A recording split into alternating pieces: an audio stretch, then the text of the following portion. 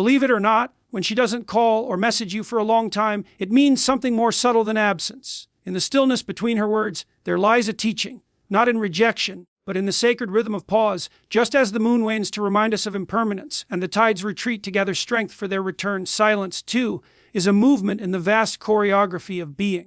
You are being invited, ever so gently, to listen not with your ears, but with your soul. For in this silence, life is whispering, be still.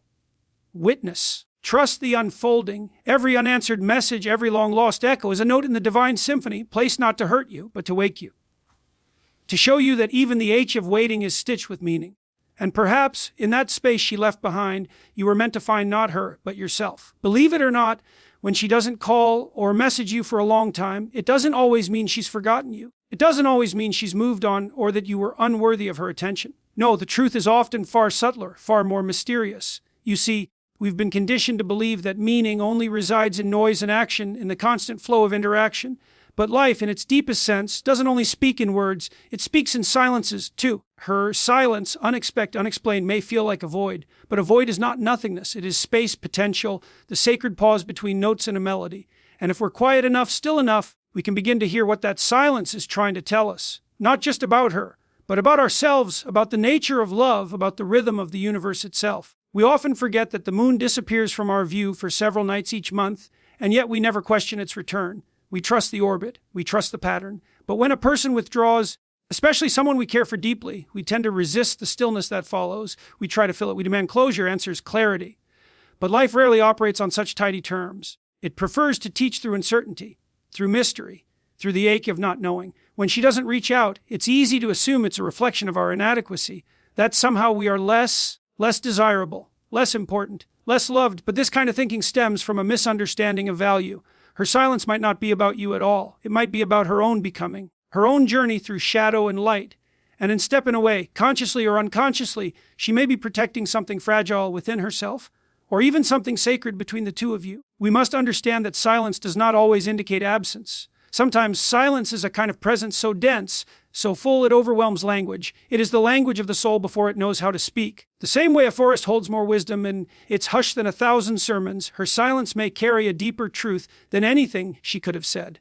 And perhaps you are not meant to chase answers right now. Perhaps you are meant to sit with this, to breathe into the discomfort, to feel your own heartbeat without distraction. Because here's something we don't hear often: not every moment of love is meant to be shared. Some of it is meant to be internalized, digested, alchemized in solitude. This silence could be asking you to awaken to the poetry of your own life, to recognize that your worth is not anchored in how often someone reaches out, but in the eternal current flowing through you. That divine spark which needs no validation, no confirmation, no reply. Think of this silence not as punishment, but as invitation, an invitation to come home to that still, unshakable place within you where you don't need to be seen in order to exist, where your essence is enough simply because it is.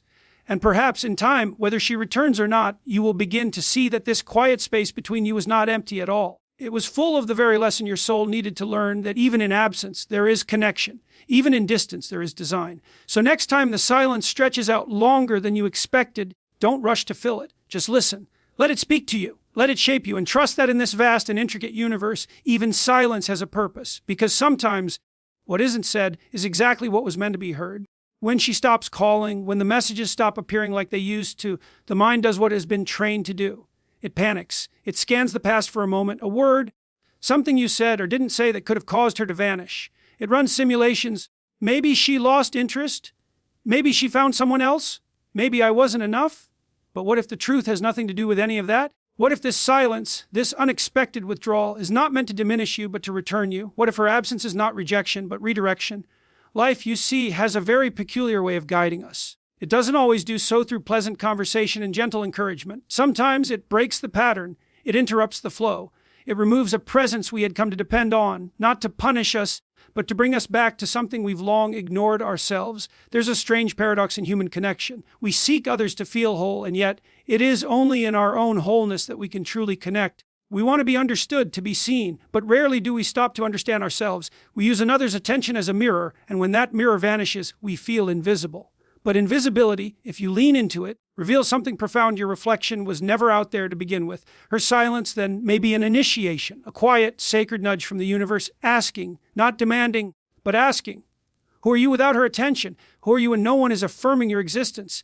Because until you can stand in that place, until you can breathe and live and feel rooted without reaching outward for confirmation, you haven't truly met yourself yet. And this isn't a criticism. This is the path. It's carved into the very structure of the cosmos union, separation, return. It happens in waves, in tides, in breath. You inhale, you exhale, you hold. And in that holding, between one breath and the next, there is a kind of death, a still point, a pause. And that pause is where everything changes. So don't resent the space she's left behind. It's a holy space. It's where you rediscover the sound of your own voice, the weight of your own presence. You begin to realize that your worth was never tethered to her texts, her affection, or her availability.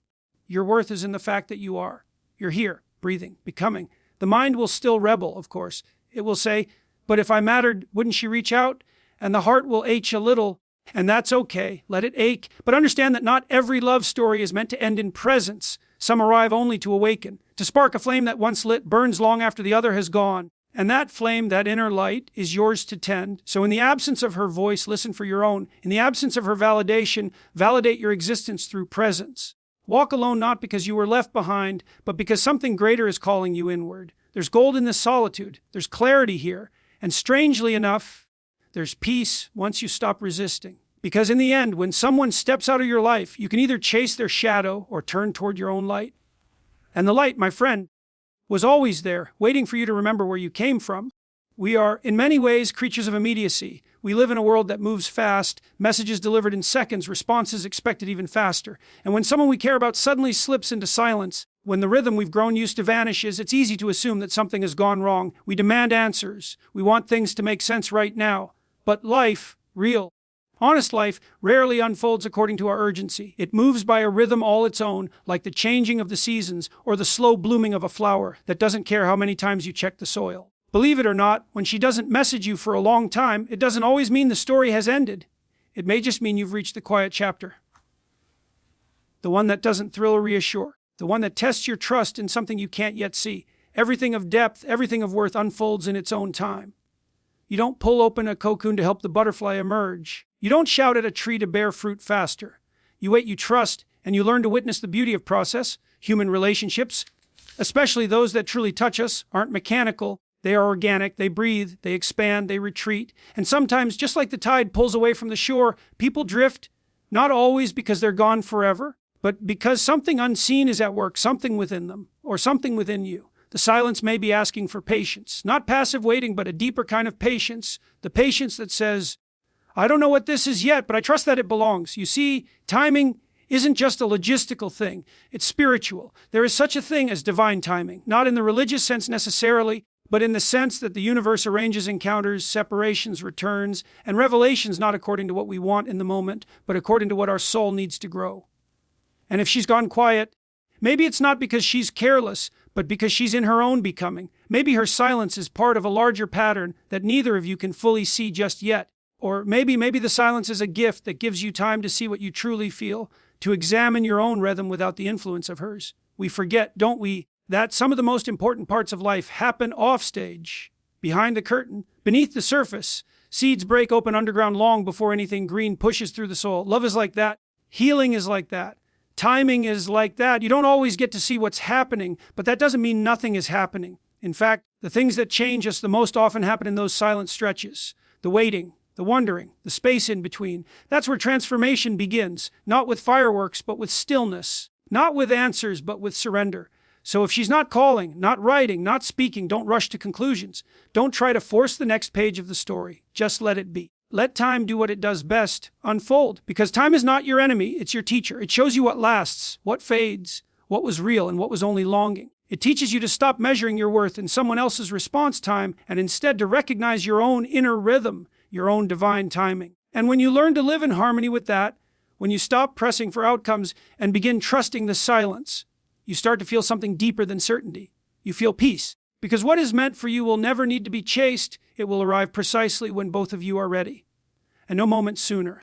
There's something beautifully tragic and tragically beautiful about longing. We tend to see it as something to fix, something to resolve as quickly as possible. If you miss her, then call her. If she doesn't reply, then move on. That's the advice you'll hear. Quick, clean, logical. But life isn't always clean, and longing is not a problem to be solved. It's a doorway into something sacred. Believe it or not, when she doesn't call or message you for a long time, what you're feeling in the silence is not just loss, it's connection. Strange as it sounds, the ache you carry is proof that something meaningful passed through your life. The pain of missing her, the quiet sorrow that comes in waves, those, too, are part of love's expression. Because love doesn't only arrive with butterflies and laughter, it also arrives in echoes, in the hollowness that follows when someone who once filled your world suddenly falls silent. And here's what we so often forget: love, loss, and longing are not separate things. They are movements in the same symphony. They are waves on the same ocean. One doesn't negate the other, they complete each other. To feel deeply is to open yourself to all of it, the presence and the absence, the joy and the ache, the hello and the goodbye. You can't have one without making room for the others. And while it's tempting to want the story to return to how it was, to rewind the tape and replay the best moments, life rarely offers reruns. Instead, it offers you something much more mysterious: growth.